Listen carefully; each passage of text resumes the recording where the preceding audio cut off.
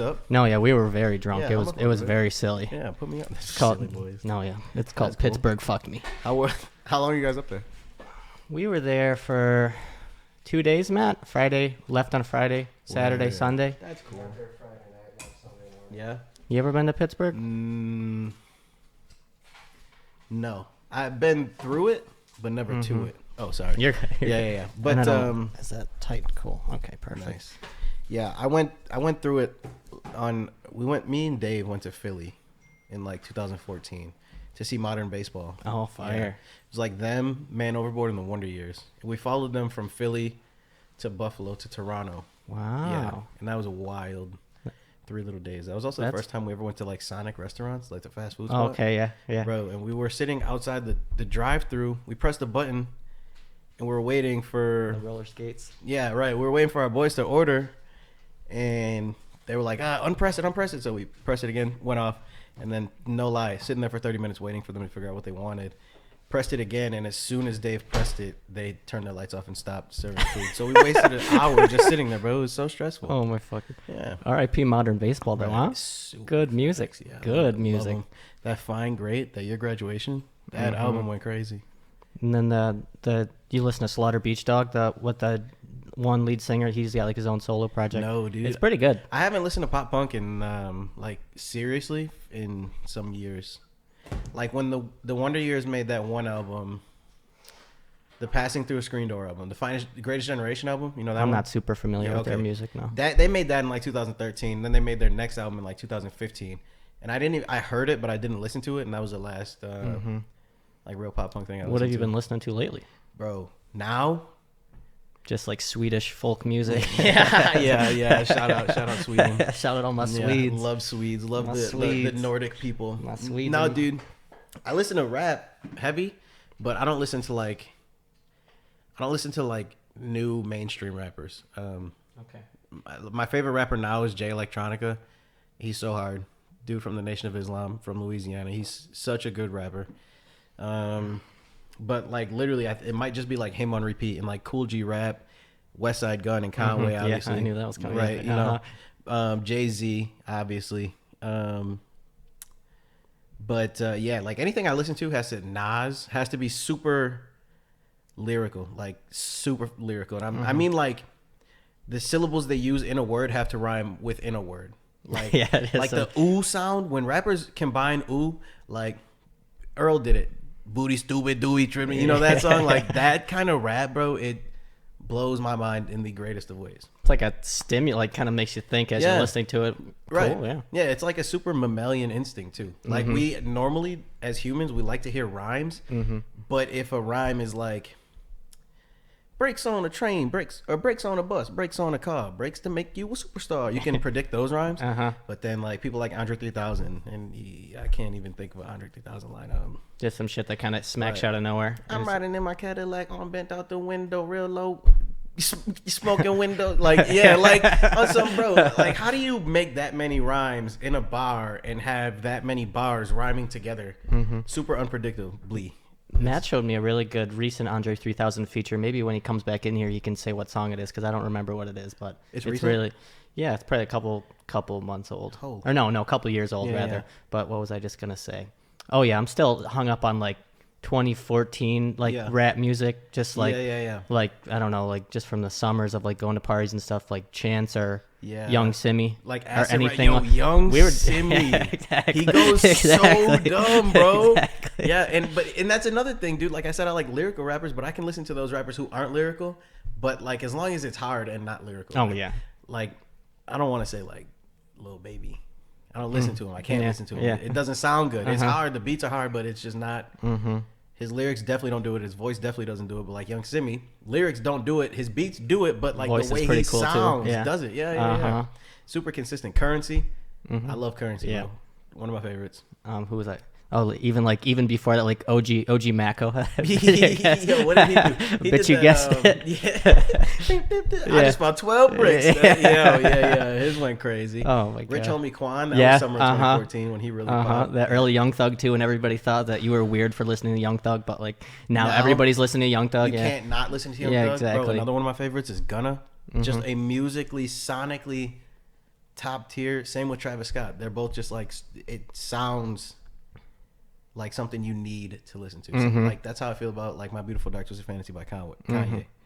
Yeah, right. Yeah, Conway, he did that. You know what I'm saying? He did that little crossover project. Exactly. Yeah. Like, if sonically it has to sound good, but if sonically it doesn't sound good, lyrics have to hit. And if you get 2 for 2, I'm then you're just hooked forever. Yeah, I can't not listen to it. But I don't even. When was the last time we hung out? I don't remember when it was, because I think. Yeah, I don't remember. I think. Remember, it was maybe like 2016. We were in your backyard. I don't remember who all was there. Okay. You know what I'm talking about? Oh, I think we had like 100 beer night in my basement. That was it. Yeah. And that had to be 3 going on 4 years ago. This fall or winter will be 4 years. Yeah, it was definitely fall, and I think that's so crazy. I think everybody ended up throwing up by the end of the night. Yeah. Oh yeah. But that was also like routine for our friend group. Oh yeah. Like, you kind of. It was almost like a rite of passage. Yeah, I remember Corey would throw up all the time, and then they would always get videos of Corey throwing up. Yeah. I don't really throw up anymore. I just kind of black out, and then I just like go to bed. Yeah. That's how. Yeah, same. Like, I don't even drink that often, but when I do, it's usually just until I'm noticeably drunk, and then I'll turn it down. But I remember when Corey was like that summer when he was always drinking, not always drinking. Him and Marco, up. Yeah. And they went and printed shirts with screenshots of him throwing up, bro. Hardest shit ever. Hilarious. True friend. Idea. Yeah, super true friendship. Just like the mall thing where you like fucking tell the guy like, oh, what do you want? Like, you want like an airbrush like T-shirt with your dead grandma on it, but you just like, get your friend throwing up on it. Like, is that ethically? Could I do that? I know, right? No, that shit is funny as hell, man. Like a picture of your boy throwing up and you're walking around with it. No, yeah, that's just even at, like at a party. Like, imagine that, like that. Oh my god, man, why did you wear that, bro? But then you either get those people or hey, what is that? Like, those and then people. You fucking see the kid. Yeah. Either way, yeah, right, exactly. Either way, someone's asking questions. Like, holy shit, stories. This kid's famous. Yeah, for sure, exactly. Fucking yeah, but 100 beers. Great night. Oh boy, yeah. I think it was only just a couple of us too, and we were just like playing an excessive amount of drinking games and just going hit 100 beers. And going really hard. Yeah, yeah. It was, and then no, wait, dude. Okay, yeah. That's the same night. The night I was thinking. Oh, okay. It was almost the same premise, but there ended up being like 30 people at your crib. Oh, okay. Do you remember that one? Was it in the backyard? It was in the basement. Oh, okay. Do you remember that one? I'm not sure. Like, jog the memory. Okay, I got you. It was like the normal 5 of us. It was like me, you, Bobby, Matt, and Christian, Dave, Christ, and then that might have been it for us. And then we started like ramping up the beers, and then like. People just showed up. 5 girls came through, right? And each of them had like a friend with them, and we were going nuts. Like, not nuts. We were like respectful and getting drunk and stuff. Yeah. And I was like wooing one of them, and you were like, "Yo, everyone's got to leave," and I was like, "No, Kyle, stop. We don't gotta leave. They don't gotta leave, bro. Come on." Yeah, and then they left, and I was like, "Man, shit. Where are you going after this?" And she was like, "I don't know. I guess I'm gonna go home." And I was, "It's all right, man. It's all right." Shit. I've made up for it since then, but there we go. Yeah, that was a funny night. Not gonna lie to you. Well, yeah, I saw your tweet. You said you're aspiring to have 16,000 girlfriends at one time. Yeah, dude. It that was my private Twitter, but it's I mean, like, right, yeah, expose him, caught on 4K. Nah, dude, that's sting operation. Get him. We got him, boys. No, dude, that's kind of always been like my goal is to have as many girlfriends as possible, not in a cheating way, an Amish way. Yeah, okay, I'll take respectful. that. Yeah, like a multi-faithful way, bro. Like, it's super respectful. Like, the more girlfriends, the merrier. Yeah. Literally. Mm-hmm. Like, I am a merrier person when I have happy wife, happy life. You just got to keep them all happy. And now if you got 96 wives, 96 happy lives at once. Imagine that. You know what I'm saying? It's enough to make the stimulus overload a little bit. It's good. Fucking A. We need that. Mm-hmm. But how was Texas? Man. How was Texas, man? Texas was... It was all right, bro. So, if you hear a Texas person talk, they only talk about Texas. And they love Texas. It's like their personality. Like how if a person from Buffalo leaves Buffalo, they will let everyone know they're from Buffalo. Just some Bills shitter, yeah. But that's the end of the conversation. Mm-hmm. Or they will talk about the Bills, but it's nothing more. But, bro, Texas people, dog... They will talk about Texas and Texas history. Like, remember the Alamo, Davy Crockett, bro? All types of the Texas Constitution of 1863. Oh, they will do it for hours. And, like, I'm like, yo, man. Not only am I not somewhere interested, to be right now. Right, dude. Like, come on, bro. Spin it up, you know? But it was cool, man. the people are super friendly. There's a lot to do, but it wasn't my cup of tea. I loved living in the South. I moved to the South when I was 18, but I lived in North Carolina and I loved it. It was a great experience. I would love to live in the South again. But Texas it truly is its own country, bro. And like Texas people will tell you that they had their own culture, their own way of life. The speed limit on the highways is 85 miles an hour. Oh my God. You can do anything, bro, except be black and smoke weed. That's the only thing you can't do. But other than that, man, like it's cool. Except like, and the only things that got me were the laws. The first law that I was like, nah, not dealing with this was the right to work law. And that says like, at any given time, your employer can fire you and you can't do anything about it. Right, exactly. Like some super ho stuff. And not in New York. Yeah, you're right. Yeah, I think that might only be in like Texas and Arkansas and maybe like Oklahoma. Just a bunch of shitty places. Yeah, like that no one wants to go, right? Excuse us for shitting on your state, but your state sucks. Yeah, so do something about it. But yeah, and then like the weed law, what's that? Yeah.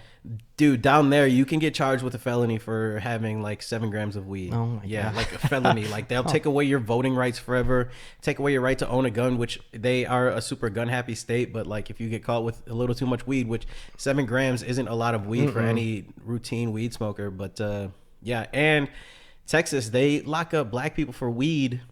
I think it's like 13.5 times more than they lock up white people for weed, even though there's similar usages. Yeah, and same with like Latinos, it's I think like 9.5 times more than white people. And then they got a bunch of white like tech dudes starting a fucking weed farm or some bullshit. Yeah, in Austin, dude, everyone is moving from like San Francisco to Austin and making it like a super tech friendly city, and everyone's growing weed now, and there's still black people in jail for life. Who have been taken away from their communities, their kids, horrible. Their wives, like I'll tell you, right? So yeah, Texas is it's cool. It's definitely on the up, but like if you aren't a person who sits to yourself and like you're a social person, you'll catch on to things that you probably won't like. And if you're a politically minded person or like an activist, you'll know there's a lot of things that need to be changed, but they make it almost impossible for people to be like actual leftists and like advocate for these certain policies and stuff like that, because they don't want those kind of things to change, because it's all just forms of oppression for them, and they get money out of it too. You weren't in Austin. You were in. I was in Dallas. Okay. Yeah. Okay. Like 35 minutes north of Dallas. I was in Frisco, just on the outskirts of Frisco. And is that like significantly different from how the vibe of Austin compared to Dallas? Yeah, I never went to Austin, but I talked to a bunch of people who are from there, and everyone says. So like you could take any person from anywhere in Texas, 85% chance they're going to be like a Republican. And then that 15% chance they'll be a liberal, but everyone everywhere, no matter what, they all say like, yo, liberals mad. I mean, no, liberal. Austin is mad liberally.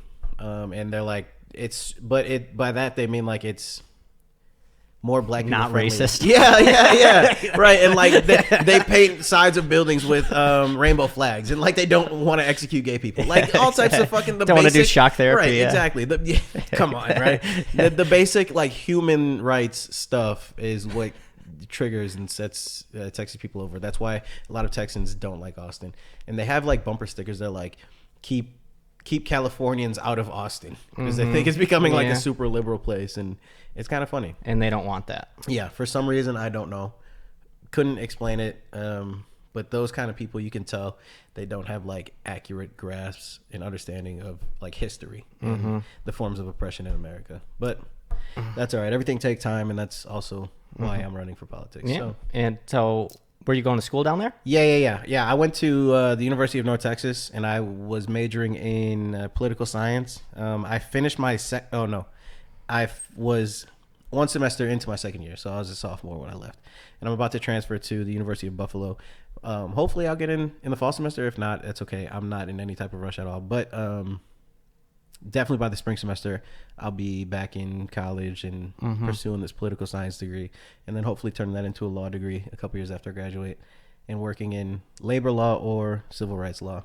Yeah, because I was just gonna ask you why you didn't pursue politics in Texas, but then you just said exactly you just like literally just answered how it's all just Republican, and obviously you don't have a cowboy hat, dude, you know. Like me as a politician, like even if I win here in Buffalo, dude, my job is going to be to take people who are liberals and make them bring them more to the left and like, yo, you guys are doing the absolute bare minimum, if that, and you need to be doing this much. And with such a Republican dense state, I actually got asked, the Texas Democrats asked me to run for them. They gave me like 5 different offices I could choose from, said they would help. Wow. Yeah. Said they would give me volunteers, help fundraise, and like give me events that I could speak at and stuff like that. And they almost implied that it was like a sure shot victory. And I was like super with it, bro. But I was like, if I have this much wealth and knowledge that Texans are trying to pursue me, I would rather me bring my talents back to where I'm from and help my people first. And then I also realized I would have a much harder time. I would have to convince people who are Republicans to be liberal while convincing liberals to be leftists and advocate for more like egalitarian or like more just like legislatures. So like make them socialists almost. But that would have been like a really daunting task that would have been doable, but it would have been very, very strenuous. So, and I'm glad that I didn't do it because now I have an extra 2 years to prepare for this election in Buffalo, and then really get to work, which would be a lot easier because Buffalo is already a liberal city. So exactly, yeah. Looking forward to it, honestly.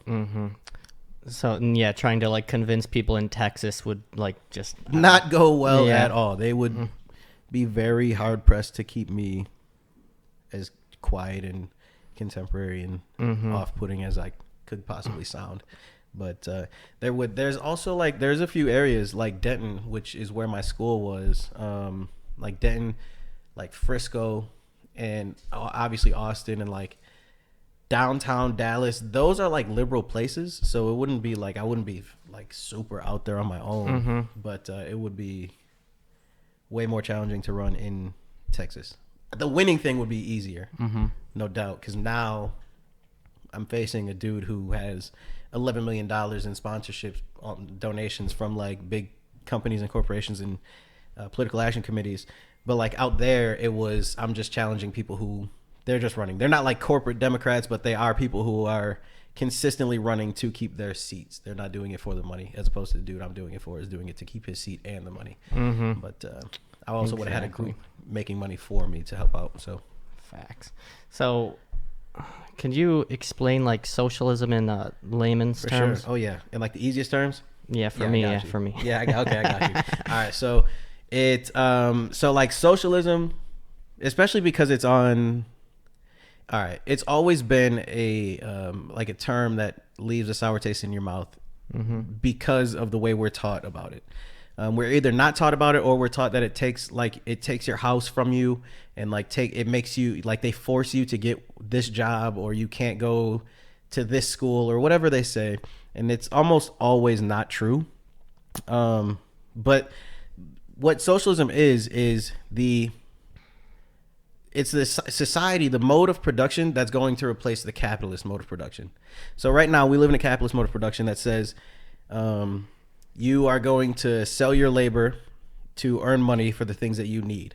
And of the money that you make through selling your labor, your boss is going to take a percentage of it. Yeah. And that's cool. That's fine. That's how it works. That's capitalism.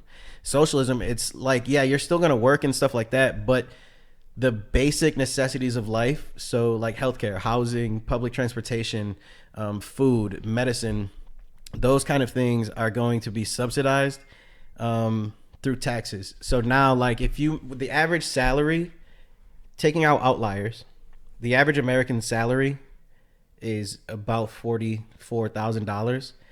So each of us, say if we are perfectly at average, we make $44,000, we're paying about $4,200 in taxes. Of that $4,200, $3,500 of it goes to corporate subsidies. So that's the reason why Jeff Bezos doesn't pay taxes and still walks away at the end of the year with another $78 billion tax bonus from the government. But under socialism, so of that same $4,200, now $4,000 of it is going to things that we need. So like housing, and infrastructure repairs, education, more supplies for teachers to be able to do their jobs effectively and efficiently, and doctors. No, yeah. Every like high school art class that I ever took, the teacher's like, well, I got like $50 for the whole fucking year. Right, yeah, so. Literally. Yeah, and it's those kind of things too, like art classes, which are not meant to make it's not meant to make me a Van Gogh. I'm not an artistic person. I can't do that. I've actually never taken an art class unless I had to. But those aren't meant to make you the next Leonardo da Vinci. They're meant to allow you to be able to tap into your like instinct to create and explore your own ability to do stuff. But if I have and expose you to that kind of like thinking and world to, and then maybe if you pursue it, to be able to take on different types of like ideas and stuff like that. But if I have $50 to teach 500 kids a year, that's 10 cents a kid. Like, what is that gonna? That's gonna give me a pencil that can't be sharpened because we can't even afford the sharpener. You know what I mean? Sharpener, right? Yeah. And then, but you take stuff like that and you could apply it to. We have like we took algebra 1 in 9th grade, algebra 2 in 10th grade. Some people took it 8th grade, 9th grade, but like. We could reallocate our resources that we already have, that already exist, nothing will change, and make it to where we're learning those basic maths in like 6th grade, 7th grade, 8th grade. So now we have more, and by the end of 10th grade, you already know everything you learned at the end of 12th grade, and you have 2 more years to learn stuff. So now in 11th grade, we can learn mortgages and taxes, stuff like that. Figure shit out for college, right? All that exactly. You can literally at 12th grade would just be like a buffer year for you to be able to say, I want to pursue this, instead of saying like, yeah, I think I might like this. I'm gonna go waste 4 years of it in college. Realize on your 3rd year you hate it, and now you're messed up. But that's because we aren't allowed to realize what we like in high school. By the end of my senior year, I was like, wait, I'm supposed to be applied for college. Like, yo, dude, that's why I went to the military. Everyone was like, yeah, I got this scholarship. I was like, yo, you guys took the SATs?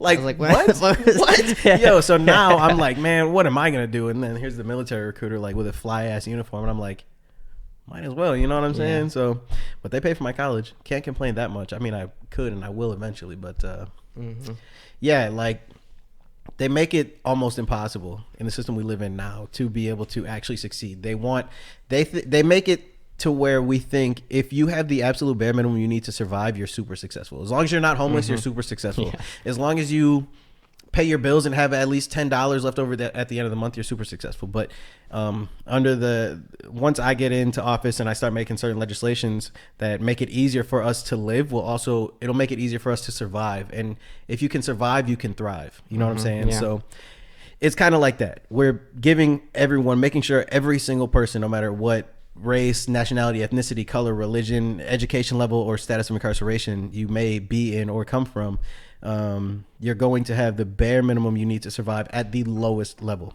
And then everyone else, like everyone's going to be able to, you're going to notice drastic differences within the first like year and a half. Swear to God. It'll be like for starters, dude, like if you make the easiest example, and this is going back to the question, like what is socialism?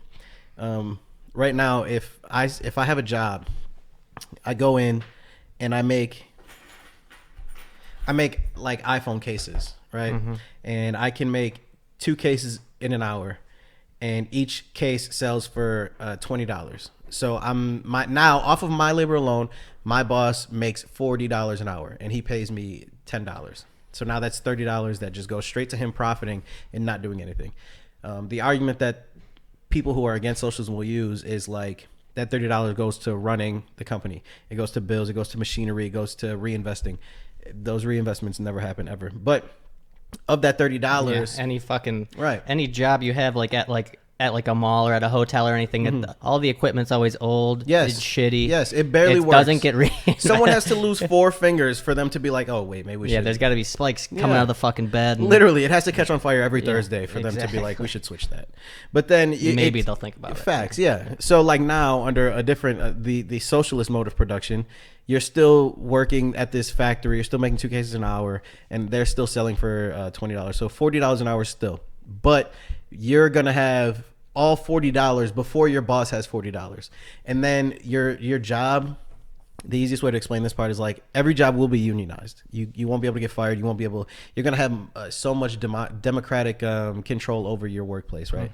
So of that $40, all your workers you guys say, hey, each person has to pay $5 for the light bill this month. Boom.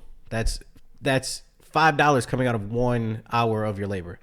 And then the next is like another $10 for the rent, and then another $15 for insurance and mechanical repairs, shit like that. So now you're walking away with $25, and no one is grossly profiting off of your labor. So your labor goes directly to you and what you make for the community. And then to your union dues. And that's the biggest impact that socialism has on employment would be unionization. Yeah. And like unions now have such a negative stigma, and a lot of it comes from union dues, which are like, sometimes it's never ever more than, well, I can't talk too heavy on like how much it is, but on average it's like less than $15 a month on average. And people are like, yo, I don't want to pay $15 to have full-time lawyers being able to represent me for better wages. I don't want to pay 15, right? You know what I'm saying? To not be able to get fired and become that one paycheck that I am closer to homelessness. You know what I'm saying? Facts. Like all types of, everything is stigmatized because they don't want people to realize their worth and make changes that need to be made. Exactly. Oh my it's God. It's very nuts, but it's, now I'm at a point where I'm like, yo, this is kind of funny. How did you guys convince every American that like this way of life is acceptable, right? Or not even acceptable. Do they just kind of deal with it? I guess I don't know. I try to think about that. Like, yo, do you guys like never think about what the world is like, or is it just going through the motions day to day because they're just thinking about their job and their fucking life? It's easy to not realize for sure, but once you realize it, you can never change, and you'll look at everything differently, completely. But it's once you get to a certain point, you'll never not full-time advocate for socialism. What was kind of the tipping point or just like your introduction to this way of thinking? When did that start? Well, I think when I was like young, dude, like growing up, my mom had to work 3 jobs to like keep our bills paid and food on the table and stuff like that. And I was kind of like, yo, and they always like, people say like, yo, if you work hard, you'll be a millionaire in no time. If you work hard, if you work hard, you'll own this business. I'm like, yo, my mom has 3 jobs working from 3 a.m. to sometimes like 10 p.m. Like, we gotta be we gotta be the richest people alive at this point. You know what I mean? Yeah. But we're still struggling to pay bills and stuff like that. So I kind of realized like, she's doing all of this just so we can live, and there's no way that's acceptable. I didn't know like those were socialist ideas or like fundamental building blocks until I had joined the military, and I was on Twitter, and a couple of my boys from across the country, they were all activists and anti-military people who were basically like, the military is just a human rights violation Gestapo group. That's all they exist to do, is violate poor black, brown people across the world. So I started like looking into, like, Dr. Michael Parenti is an anti-imperialist, and he is a professor of communications at NYU. And I started reading his books, and then I started reading Huey P. Newton, the founder of the Black Panthers. I started reading him, Angela Davis, and I started reading all these books, and they were all saying like, they were painting in crazy black and white pictures like, this is capitalism, and it's the same thing as slavery, and slavery is the same thing as feudalism was. Feudalism is the same thing as slavery was before that, and they evolved into each other. So obviously capitalism, what we have now, has to evolve into something. And then you get the question like, what could capitalism become, or what could come of capitalism? And there's tens of thousands of philosophers and professors and theorists that say like, socialism is the next one. No matter how it happens or when it happens, it's going to happen. And the sooner it happens, the more progress humanity will be able to make from it. So like, looking at my life and background growing up and then becoming in the military is when I actually began my education. So like 2016, late 2015 ish. And when you were in so did that kind of make you like sour your taste to the military while you were already in it? Yeah, 1000%. It, like, they will look at you differently if you even have any type of, not even anti-militaristic background, but opposition to anything. Yeah. If they're like, yo, we have a deployment going to Afghanistan, and you're not hooting and hollering and beating on your chest and stamping the ground with excitement, they're gonna be like, yeah, he's like weird, like not one of us, kind of thing. But I would be at work, dude, and my job, in a nutshell, was to make propaganda. I was a photojournalist, and it was to spread the intents of the military. We had to like make the public have a positive perception of the military, like a Tinder profile for the Marines. Yo, yeah, real shit, yeah. And like, everyone's swiping right, dude. Everyone is swiping right. And at one point, like, once I started reading, I was like, yo, man, this shit sucks. Like, it's not for me, and it's very anti-human. And I I don't want to say I attempted to get kicked out, but I straight up just stopped doing everything I had to do. I would go to work and do my job, but like any extramarital stuff that they wanted and expected Marine like leaders, because I was a non-commissioned officer, anything they expected us to do, I just wouldn't do it. And they had it out for me for at least almost 4 of my 5 years. They had it out. We're like actively trying to get me to not be in the Marines anymore, but I made it. I toughed it out. I cheated the system. I won. And this is you got the free college. This is like a motivational message. If you think you can, or if you want to, but think you can't, you can. Trust me, it works. But so you were already sick of it year 1. Yeah. No, dude. No. Yeah. So you remember? Yeah, because you were kind of into it. I was super into it, bro. Yeah. I would like come home on leave and wear my uniform everywhere. You couldn't get me out of it, and I would like tell people like, "Yo, you should join. Like, it's the greatest thing in the world." Blah blah blah blah blah. And then once I started reading, I was like, "Oh man, what the hell?" Looking around. Yeah, like what the hell, bro? I went on a deployment in 2016. It was to Honduras, Haiti, and Belize, and it was essentially like a humanitarian thing. We were building roads and schools. And in Haiti, in October, they had Hurricane Matthew, and it decimated the island. Like houses gone, right? Entire populations of people just almost dead, basically. And we went out there. And at this time, I'm reading the book Against Empire by Dr. Michael Parenti. You can find it on $5 or find it for $5 on Thrift Reads. I was reading that, and he was saying like, the only reason in America you can't do anything if it doesn't make profit. There's no point to it. That's the way the American system and life is. And he said like the only reason America helps these desolate third world countries is because we expect them to pay us back knowing they won't be able to pay us back because they're so poor. So at any given time, since they can't pay us back, we can put our bases there. We can send our ships with our missiles and planes there. And now we have rest stops along the way to get to like these Afghanistan, Iraq, Iran countries. And like a combination of being in Haiti and actually seeing this decimation and us doing the absolute bare minimum to help these people. Like we have unlimited time. We could build houses for them instead of just bringing bags of rice, like 30-pound bags of rice, dropping them out of a helicopter and flying away. That's it. That's all we did, dude. And it cost America no less than $75 million to do it. Wow. Yeah. Just that one specific mission. Yeah. And Haiti will probably, like, if you account for all those kind of things, like to a number value, they probably got $5 million worth of aid from the government of America. But those two combination factors is what made me like actually realize like I need to be a full-blown socialist. I need to be anti-imperialism. I need to be anti like American hegemony. I can't be pro-military anymore. It's just not in my human nature. And when you're like, do you guys know how to build roads? Yeah. Is it hard to build a road? Yeah, dude. It's so there's obviously like 1,000+ jobs in the military, and one of them it's called combat engineer, and in that's like a big field with maybe like 15 different specifics you can do, but they learn most of the specifics. It has a lot to do with like blowing up doors properly. How do you blow up a house properly? How do you blow a hole through a wall? How do you dig a tunnel under a city properly? But like the people I was working with, they were horizontal. So they didn't, when they build things and destroy things, the things they build and destroy weren't up and down. They were left and right. So like roads and stuff like that. Like how do you get rid of a road so they can't get resources to where they need to go? And apart from that, like if someone did that to us, how do you fix it? Or how do you fix it if you realize you shouldn't have broken it?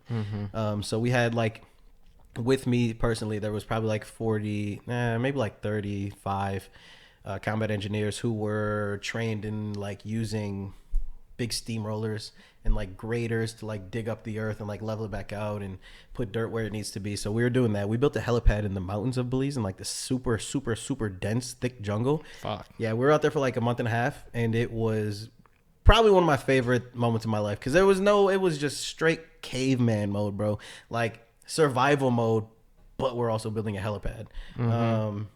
But that was cool. It was like interesting to watch, and like, yo, these dudes are so trained in doing what they have to do. It's kind of like mind-boggling. Like if they put their resources into training them how to like decimate towns instead of build a road, they could do it. You know what I mean? They'd be like just killing machines. Yeah, literally. Yeah. Swear. Just like people who have that like mindset where they can just learn shit and then just replicate Which it. is like 30% of people join the Marines. It's crazy. Really? A lot of them, a lot of them are white supremacists.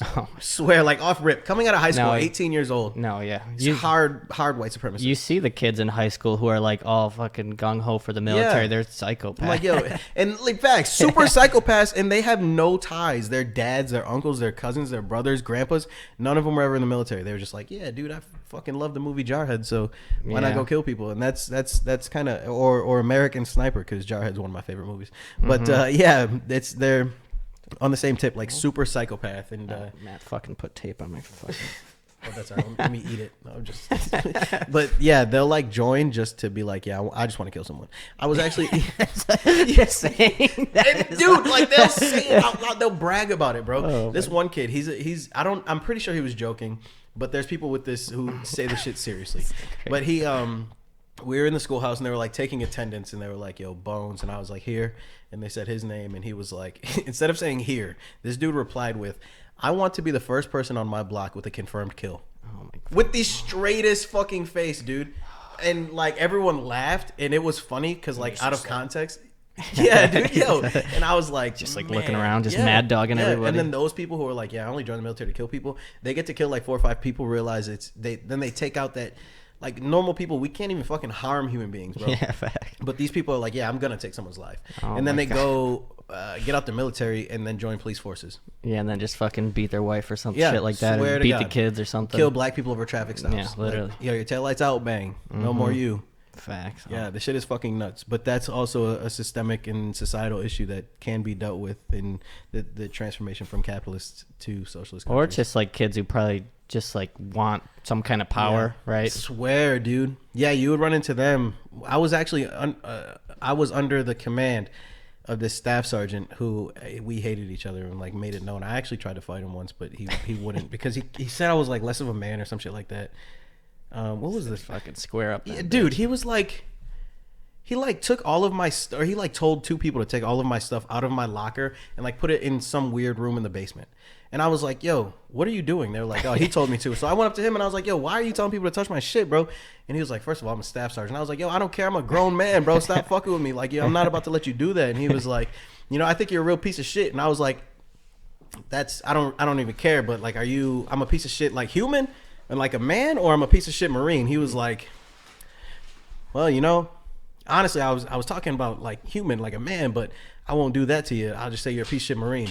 And I was like, you know what, bro? Honestly, like we can go outside and I'll fuck you up right now. I don't care. You know I'm a bad Marine, bro. I don't care. But I wasn't a bad Marine. I was just a fucking dickhead. Like I wouldn't let people talk to me. Yeah, I wouldn't let people talk to me however they were. But he was one of those people who you could tell he would get bullied in high school. It's one of those angry motherfuckers. Yeah. So he was like, yeah, people will respect me if I do this. Like, now you're here with fucking steroid fiends and you'll get your shit kicked in and no one respects you at all. Oh my God. Yeah. Very funny society that military. And like, just overall, do you have any military friends who like have gotten out and like say positive things about it? Yeah. Or is it specifically Marines, or is it? Yeah, well, most Marines, most of them, swear to God, most of them get out are crazy, or they get out and they hate it. So I got you. So the recidivism rate, like people who go in and stay in. What's that word? Recidivism. To re-sign, it's only 15%. So 85% of people get out after the first year, and after their second year, it's something like 94% of people get out. Second year or second enlistment. So okay. Yeah. And of the people who get out, every single one of them is anti-military, anti-Marine, anti this and that. And then there's that, like, with those 2 categories, it's like they either know it and are vocal about it, or they don't know it, so they're not vocal about it, or they know it but they're not vocal about it. And luckily, I fell into the category that is I know it, I acknowledge it, I am very vocal about it, and I love being anti-military and anti-imperialist in the way I am. Couldn't ask for any other mindset. But a lot of them do go like crazy and become cops and become violent people. But there's also like a portion of people who become cops and they're just normal, here's your ticket, carry on with your day type people. Which, whatever, that's cool. But you don't have to become a cop. But that's all right. Fuck. Oh, what was I just about to say? I was about to say something that was really fuck. Well, what the fuck? Oh yeah, are there any like being anti-military and a politician? Is that kind of rare?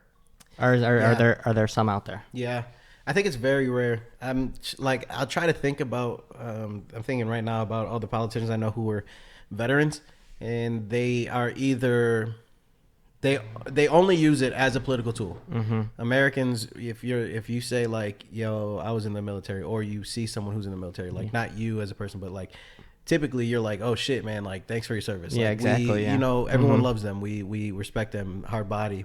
And like these people, they're like, yeah, it's easier to get jobs if you're in the military type shit. So they use it as political tools. Like they'll fuck with me. Like people will never not support me because I'm a veteran. And then there's the people who are like quiet about it, don't really care. It will pass $800 billion bills to fund it. And then there's the people who are like, we need to make it $1 trillion. We need to make it like $9 trillion. It needs to be everything in our GDP. But yeah, most politicians who are veterans use it to their advantage, and they use it to the disadvantage of the people. So it's kind of messed up, and they know who they are. You know, I don't want to talk about them. Name name. Yeah, like already naming names, right? Like, come on, man. Just strolls into town from Texas, starts fucking. What's up, boys? I'm here to take your spot. Names. Yeah, exactly. But yeah, to answer your question about like if there's people who do get out and like it, there is for sure, but it's definitely less than the people who don't. Yeah, but you think that would make people, like, if you say that you're a veteran, but you're also like, fuck the military, you think that probably like turn people off? You get side eyes. But probably not for liberals as much, I would assume. Yeah, it raises eyebrows for sure. Like, I don't tell people, I mean, like, if we get to talking, you'll know that I'm anti-military. Not in like a sense, I don't think the military should exist, or like, I think all veterans should die. I feel like that could be like sliced and used weird, but yeah, I'm gonna do that right now. Actually, thanks, Thank you. Put it on loop. Fuck Check it. This. Yeah. I'm telling Twitter. Like, yeah, like that's often the case. Like, if I don't tell people I'm outright anti-military, like I will tell people I'm a veteran, but not randomly like some people will. Yeah, just out of nowhere, just to like, yo, flaunt you can't do that. I'm a veteran. Yeah, I have never used that in my life. I probably never will. I couldn't care enough to do it.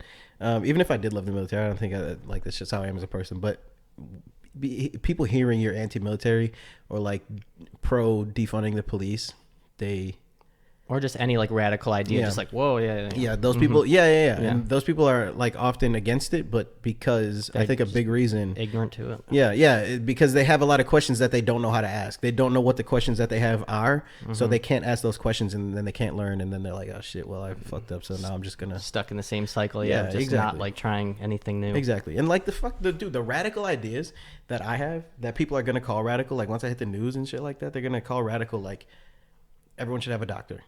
Or there should be 10 doctors per 100,000 people instead of 3.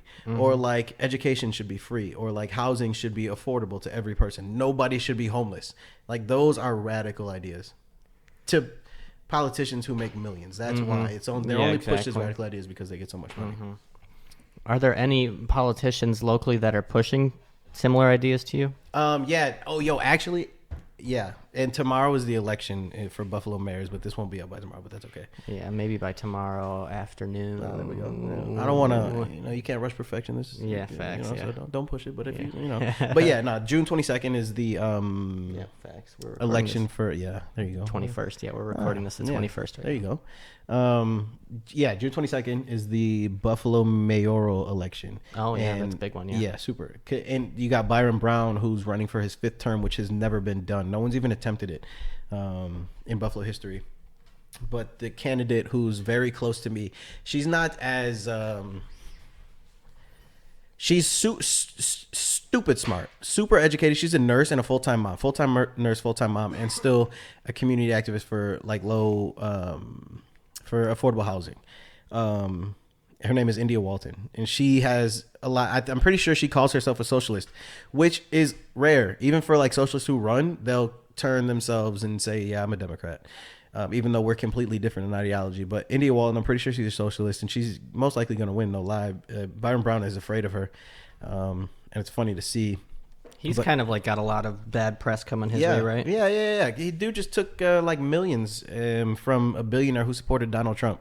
But here's this dude, right? Like, what do I look like taking money from this dude if I'm not only a black mayor, but supposed to be a pro-black mayor? Like, I'm doing what I can to help the minorities of our community, and I'm taking people who pay to have minority communities stifled. That's what he is. But India Walton, dude, she's a wizard, and her campaign super took off, like on some. Yeah, I've been seeing her around for sure. Yeah, she's good. But yeah, like locally, it would be like her. Another dude who I met, his name is Mike Clark. He ran for state assembly, so like the senators, but of the state. I'm running federally. He ran for the state. He's also progressive, and that dude's a genius. Like politically, and especially American politics, he's a genius. And it was like we talked for maybe like 2 hours once.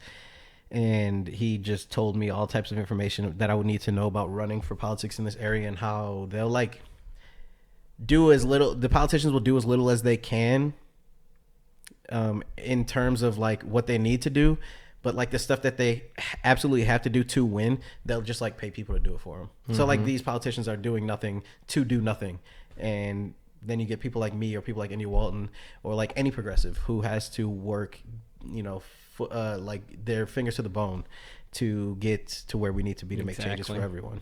Fucking A. So with being a congressman, what's the day in the life of like a congressman? Yeah. So like it'll be like our job will be we'll have to introduce laws that will go into debate on whether or not they should be passed, and then once they get passed from the House, they'll be passed to the Senate, and the Senate will have to vote on it. So, like, I'm going to write a bunch of different laws. So, like Alexandria Ocasio-Cortez? No, I don't. AOC? Yeah, she's stupid popular. Oh, wait, AOC sounds familiar. Yeah. Hispanic woman from the Bronx. She's stupid popular. She is also very smart, knows what she's doing. But I'll, like, make a law or work with other congressmen to make a law. And try to get as much support as we can for that. But the big thing that congressmen in the House of Representatives have is committees, which it's basically like they'll divide it between the 435 people and say like, yo, yeah, your committee has this power to do this and make laws about this specifically, which will be cool. Whatever committee I get, I'll be grateful for. But I'm also gonna like step over boundaries, especially being the first Democratic Socialist congressman. I'm gonna like step over boundaries, not push limits, but like step over boundaries and say like, yo, just because I'm with the environmental committee and we're supposed to be focused on environmental policies, which is a huge thing for me, I'll also be like, yeah, people who are in like the Ways and Means committee, get rid of certain legislation that makes a congressman be able to stand up for 24 hours and not even debate a point, but like talk nonsense just to get a point from being debated. Literally for 24 hours. Don't they like stay there until like it actually gets until like people are like, yo, we want to go home, bro. We don't care that much. Yeah, exactly. Like Ted Cruz did it. This senator for Texas, he did it once in like 2015 or 16. Like a strategy, like they'll just like fucking bore him to death for 24 hours and like, oh, okay, get me the fuck out of here. He started at like 11 a.m. just rambled about nonsense. The first like hour and a half might have been coherent, but after that it was just nonsense. And then like 8 p.m. came around, he's still talking, and he him up there at the podium. Swear to God, no one interrupted him. Just oh my fucking boom. God. 8 p.m. came around, dude, and everything is live on C-SPAN. And why did this dude read a Dr. Seuss book from the podium as a bedtime story to his daughter? What the fuck? When you're supposed to be debating about get why a fucking this law job, should be man. passed. Right. And I think the law was something like, I can't even, it was like some equitable equal rights act on like. That he was fighting against? Yes, dude. Like making shit not discriminatory. And he was like, fuck that. You know? Yeah. Like, what are you doing, bro? You can try just the fucking tiniest bit, bro. Mm-hmm. And shit will still be the same for you, bro. You're a mega millionaire. Mm-hmm. But. Fuck. But I know of a previous committee that you were a part of. It was called a Graveyard Gang. Oh yeah, the greatest rap group, greatest rap group to come out of the 716. So it was no offense, Jarzab, Corey, you, Dave, Jake, and then Jake Ashbourne as well, right? Ashbourne. There we go. Anybody else we're missing here? Marco, yep, of course. And that might have been it. I hope I'm not missing anyone, but yeah, that might have been it. But we were going crazy, dude. We made one album and released like it was on labeled CD, it an yeah. album, yeah, and we sold it like to people in our high school, bro. And do you remember how many copies we sold? Like, yeah, how much money you make off that bitch? A lot, but it's funny. Millions. It's funny, like a lot, as in terms of like these fucking dumb high school kids are bullshitting, and I want to say it sold like 200 copies. Wow. But we weren't selling it for money. We'd be like, yo, you want to buy our album? They'd be like, yeah, how much? And we'd be like, how much do you want to pay? Like, you can pay. We're selling it for $5, but if you give us 50 cents, we'll take it. And we did. Is that an early socialist idea, perhaps? It might have been like, here's our labor. What we made out of it. Here you go. You need this. You need this shit. Yeah. There were some bars on it. Oh, I think you're good, man.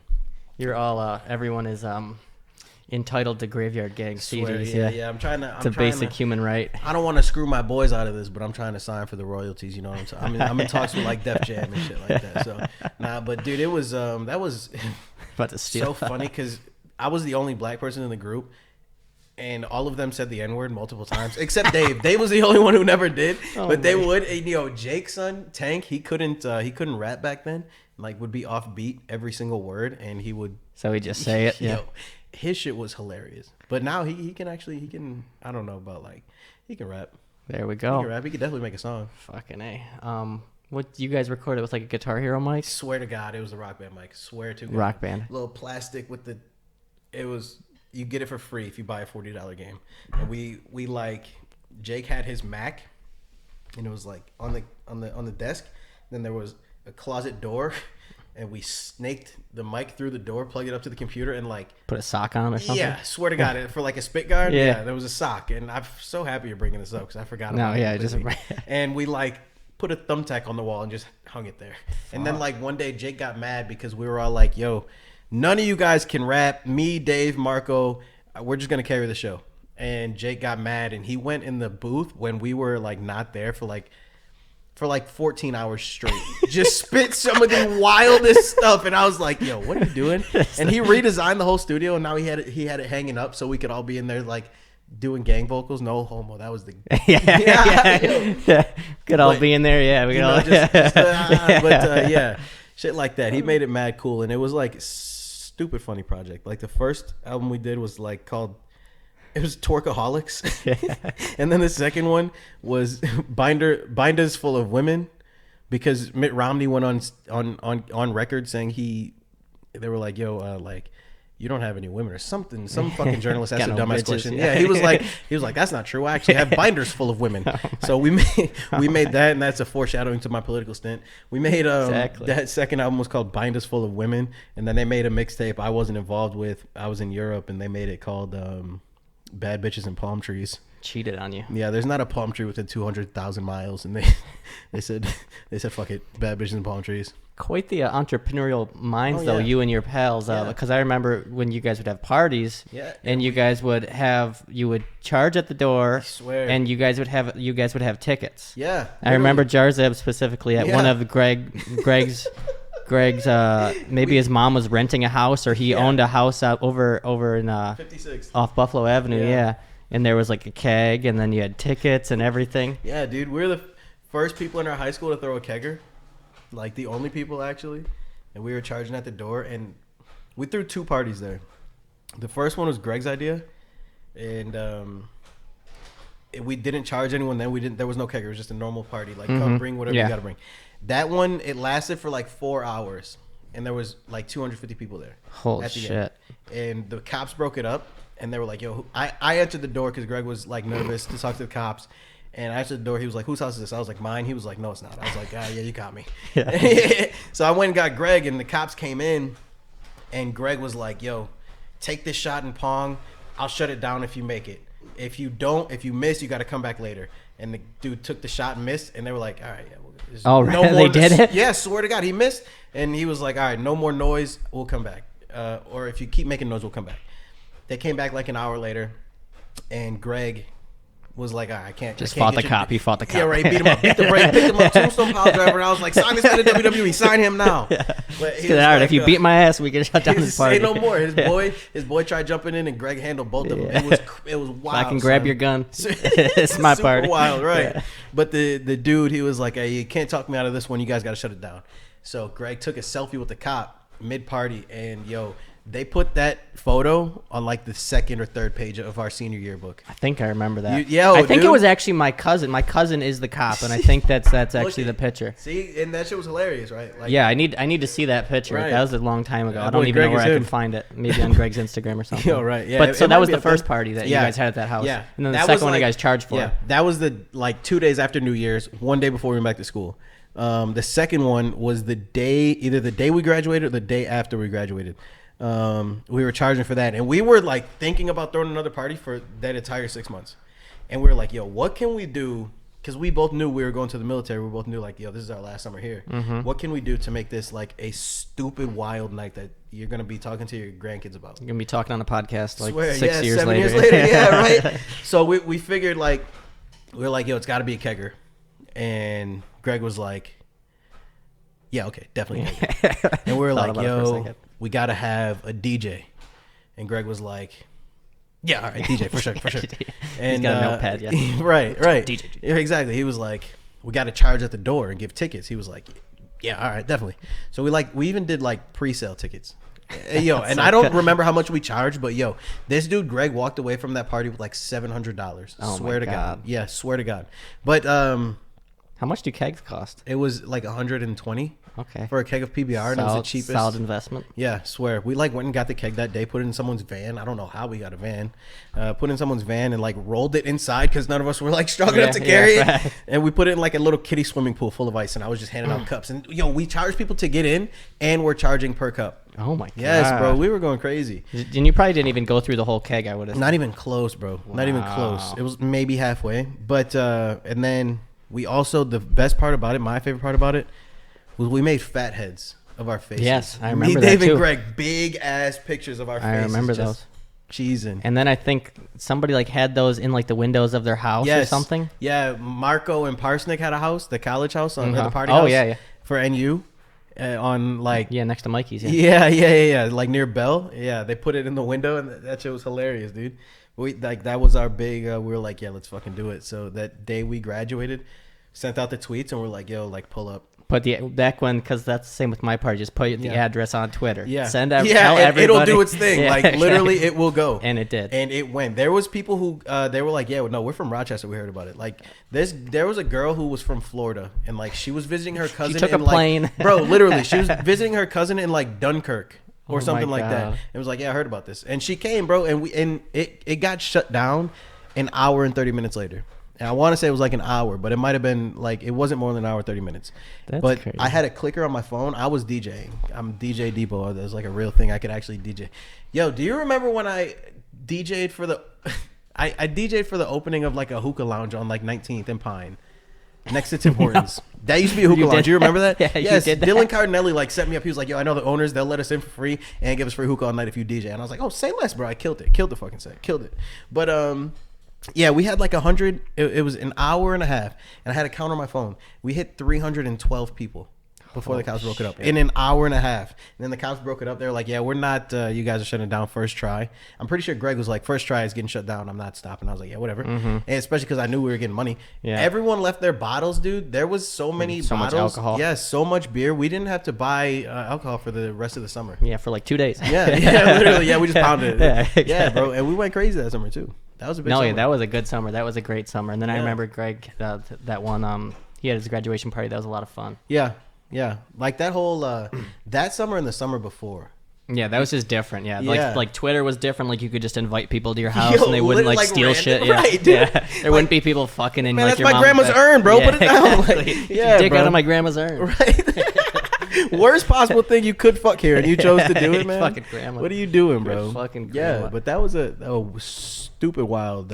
Different time. Yeah, different. That was when "Type of Way" by Rich Homie Quan dominated the airwaves. Shitting me? You couldn't go anywhere. I forgot about that song. Yeah, see, and now you'll forget about it. But back then you couldn't go anywhere without hearing it. Fucking crazy time, right? All right.